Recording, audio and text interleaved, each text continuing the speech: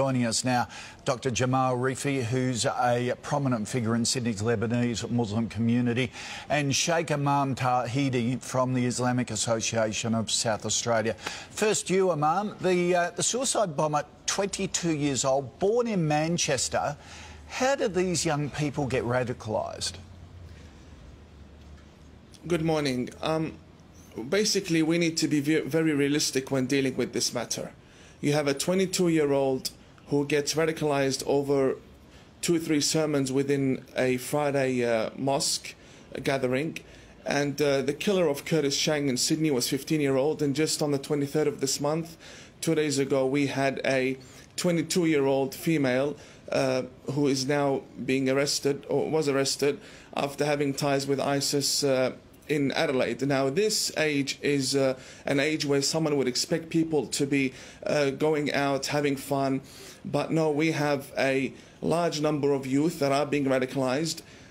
This happens because of the books that we have, the Islamic scriptures that we have. They push the Muslim youth to believe that if you go out there and you kill the infidel, that's how you will gain paradise. But they're listening to preachers, if you like, sermons, 2 or 3 sermons by clerics like yourself, radical clerics.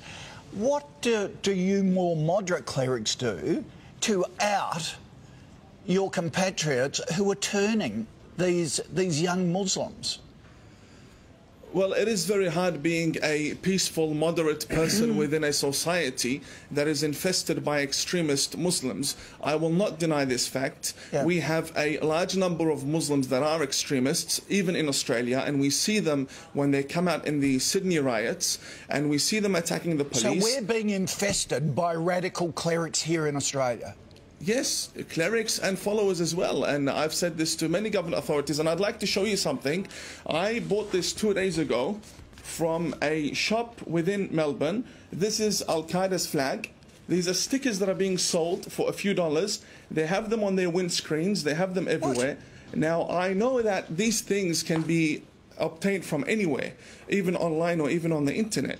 But when you have stores openly selling these items with full audacity and creating this jihadi atmosphere for the youth to put on their cars, fully modified cars now, instead of having stickers... So you're saying, do you believe our authorities should have more powers to get rid of these radical clerics and paraphernalia like that?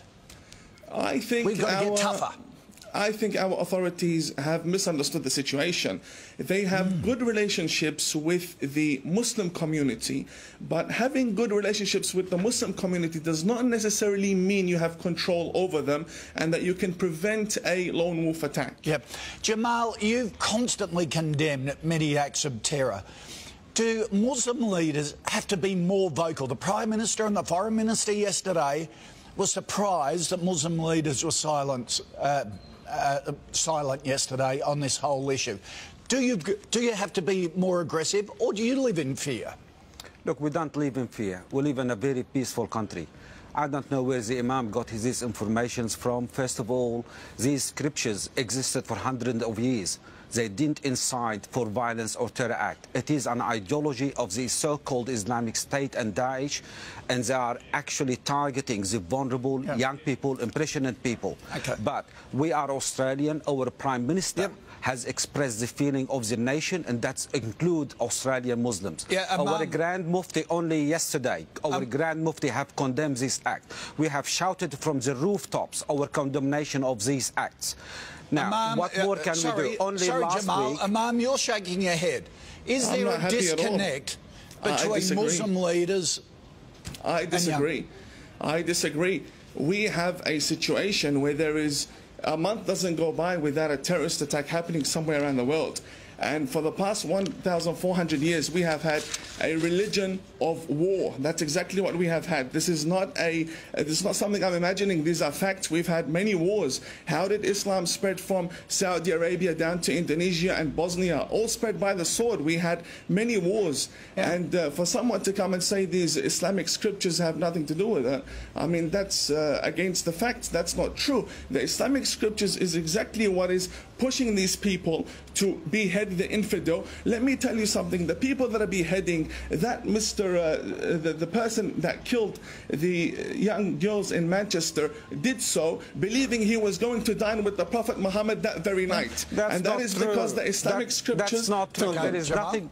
There is nothing in Islam that will justify... Do not lie to the Australian nation. Listen, we have there is in our nothing books in the Islam teachings that will of Ibn justify killing innocent teach people. to behead people and to These kill and people massacre are people. going You strike. cannot sit there and lie to the Australian These people No, wait a second. I came here believing that you are a moderate person. Do not lie let's to the Australian right public. of reply to Jamal. Do not lie to the Australian public. Our books teach the beheading of people. Jamal, you go ahead. I never lied in my life. I've always said what I believe in, and what I believe in is the truth.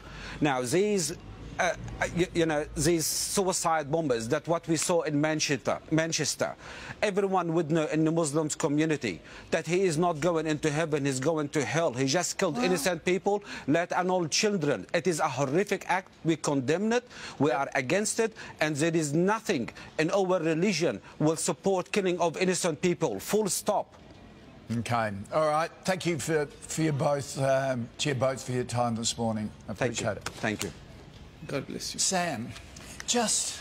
Wow. Is this one of the issues, that there are such extreme views within the Muslim community itself? It's one of the issues, but can I just say that Imam was on 7 News a couple of weeks ago, and one of our reporters took him to Western Sydney, and he was spat on and sworn at by a lot of the locals there for speaking what a lot of us will say is quite sensible stuff. So a really very big split there within their community. Is that the problem?